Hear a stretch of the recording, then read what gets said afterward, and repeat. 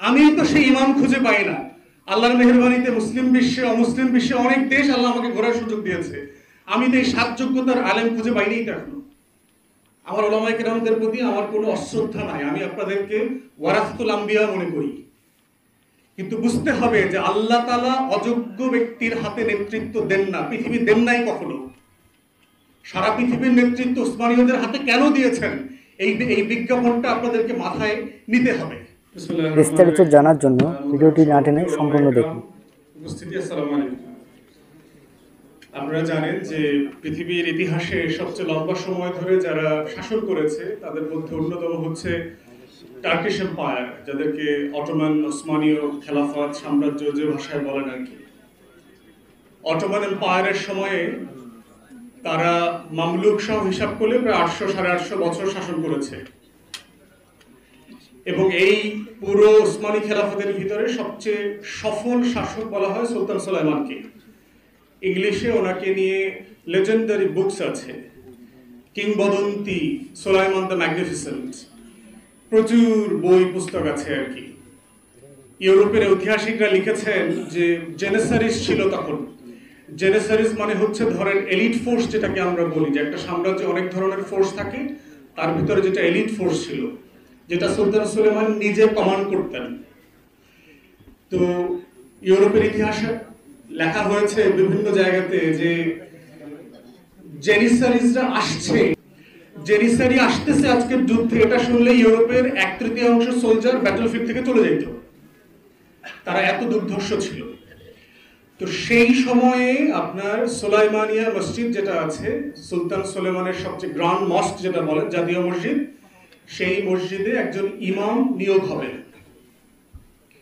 তো ইমাম নিয়োগের জন্য এটা 1559-60 সালের কথা, একটা বিজ্ঞাপন দেওয়া হয়েছে। যারা তরুণ ওলামায়ে কেরাম এখানে আছেন তারা মিলায়া পড়বেন আর কি, আর যারা আকাবের আছেন, মুরব্বীরা আছেন, আপনারা ভাববেন যে আপনারা আসলে কি পড়াচ্ছেন। মুহাসাবা খুব জরুরি আমাদের নিজেদের জন্য। সেখানে 7টা রিকোয়ারমেন্টের কথা বলা ছিল, যে গ্র্যান্ড মসজিদের, জাতীয় মসজিদের ইমাম নিয়োগ হবে, 7টা যোগ্যতা দরকার। প্রথম বলা আছে তাকে 4টা ভাষায় পারদর্শী হতে হবে, আরবি, ফার্সি, তুর্কি এবং ল্যাটিন। ল্যাটিনের জায়গায় আজকে কোন ভাষা যোগ হবে? ইংরেজি।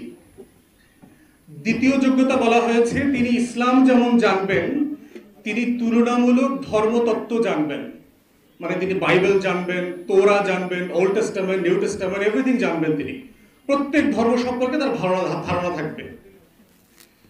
তৃতীয় বলা হয়েছে যে ইসলামের শরিয়া এবং ফিক সম্পর্কে তার অগাধ নলেজ থাকবে এবং পৃথিবীতে মুসলিম বিশ্বে প্রচলিত প্রত্যেকটা মাযহাবের উপরে তাকে পণ্ডিত হতে হবে, তৃতীয় যোগ্যতা। চতুর্থত বলা হয়েছে যে তিনি ম্যাটেরিয়াল সায়েন্স সম্পর্কে জানবেন, যে ফিজিক্স, কেমিস্ট্রি, বায়োলজি, ম্যাথ, এই যে সায়েন্সগুলো আছে, বিজ্ঞান, অঙ্ক, এর প্রত্যেকটা জিনিস সম্পর্কে উনি মাস্টার হতে হবে। পঞ্চম যোগ্যতা বলা হয়েছে যে তিনি যুদ্ধবিদ্যা সম্পর্কে জানবেন, তিনি তীর চালাতে পারবেন, তিনি ঘোড়া সওয়ার করতে পারবেন, যুদ্ধের যে যত আইটেম থাকবে সেগুলো উনি জানবেন। ষষ্ঠত বলা হয়েছে তিনি দেখতে খুব স্মার্ট হইতে হবে, পেটে ভুঁড়ি থাকতে পারবে না, মোটা হইতে পারবেন না, হ্যান্ডসাম হইতে হবে, একদম স্মার্ট হইতে হবে তাকে। এবং সপ্তম বলা হয়েছে তার কণ্ঠ অসাধারণ শ্রুতিমধুর হইতে হবে। এই হলো তার 7টা যোগ্যতা। এর প্রত্যেকটাই বর্তমানে প্রযোজ্য, শুধু যুদ্ধবিদ্যায় যেখানে ওখানে মার্শাল আর্ট, তীর চালানো, ঘোড়সাওয়ারের কথা আছে, তার বদলে আপনি বর্তমানে পড়ে নেন যে আপনাকে এসএমজি, এলএমজি চালাইতে জানতে হবে, ট্যাঙ্ক চালাইতে জানতে হবে, যুদ্ধ বিমান চালাইতে জানতে হবে, এটা রিপ্লেস করেন। আর হচ্ছে ভাষার যেটা, এখন তরুণ ওলামায়ে কেরাম যারা আছেন তারা আজকে বাসায় গিয়ে আয়নাতে দেখে চিন্তা করবেন, এই বিজ্ঞাপনটা যদি 2024 সালে দেওয়া হয়, আপনারা একজনও আবেদন করতে পারবেন কিনা?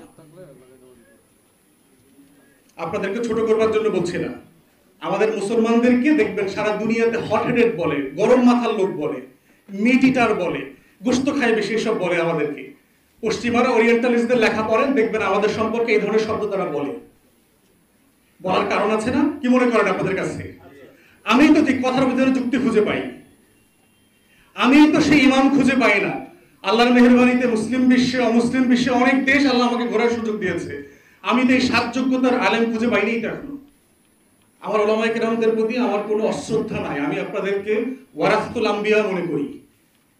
কিন্তু বুঝতে হবে যে আল্লাহ তাআলা অযোগ্য ব্যক্তির হাতে নেতৃত্ব দেন না, পৃথিবী দেন নাই কখনো।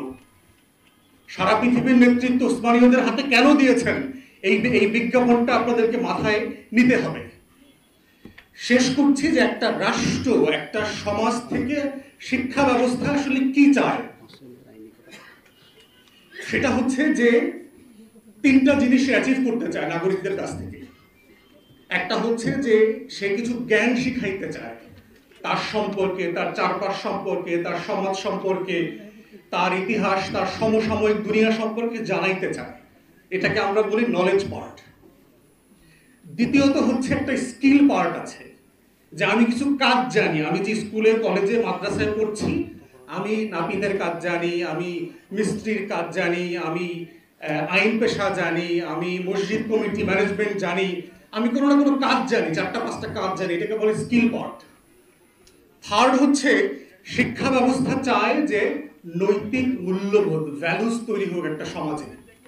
কোনটা রাইট, কোনটা রং, কোনটা সত্য, কোনটা অসত্য, কোনটা ঠিক বেঠিকের একটা মানদণ্ড শেখানো হবে।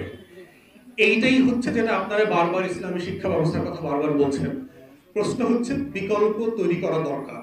সরকারের সমালোচনা এনাফ না, প্রত্যেক ক্লাসের বই ধরে ধরে বিকল্প বই ইসলামের দৃষ্টিতে প্রকাশিত হওয়া দরকার, এটা এক্সাম্পল করা দরকার। সালাম আলাইকুম। অনেক মূল্যবান বক্তব্য তিনি দিয়েছেন, আমার মনে হয় ওনাকে আরো কিছু সময় দেওয়ার দরকার ছিল।